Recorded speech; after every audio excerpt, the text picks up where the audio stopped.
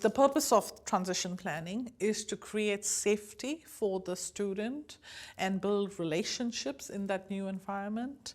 It is to create a sense of belonging through inclusion and identify how that inclusion can happen, what needs to happen to allow for inclusion and participation in the new space.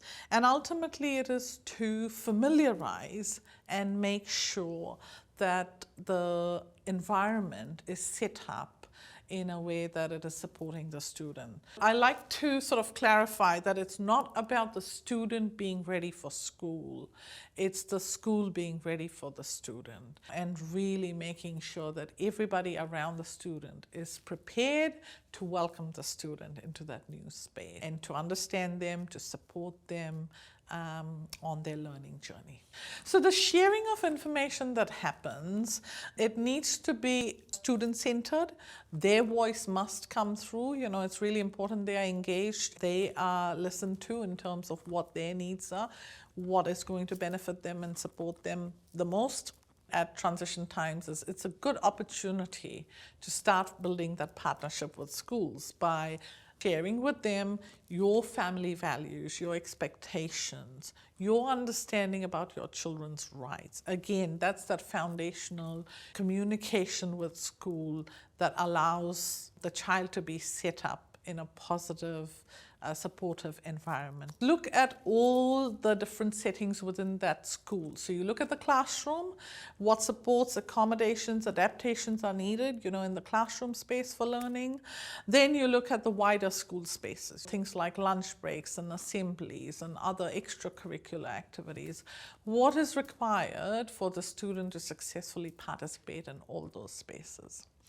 And then you look at this higher governance and leadership sort of spaces. What needs to happen in that space for school boards, for the school leadership team to plan effectively for your child's learning and education? And do you have the right policies in place? Do you have the right culture, school culture in place? And again, start looking into that, and if something needs to change, then start considering how do you change it, what can you do to change that and shift that.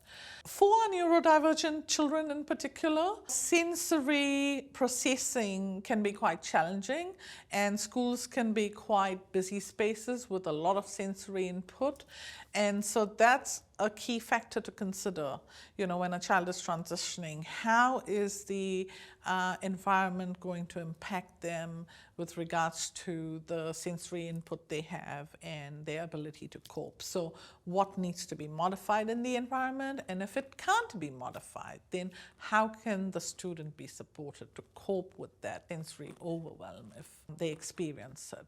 So if your child actually requires a slower, graduated sort of transition plan, then make sure you speak to the school and arrange for it.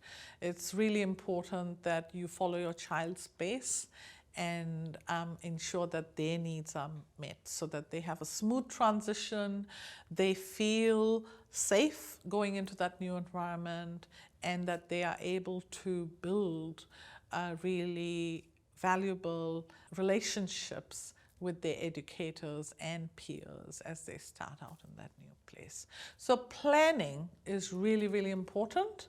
Make sure you give time to that planning and organizing.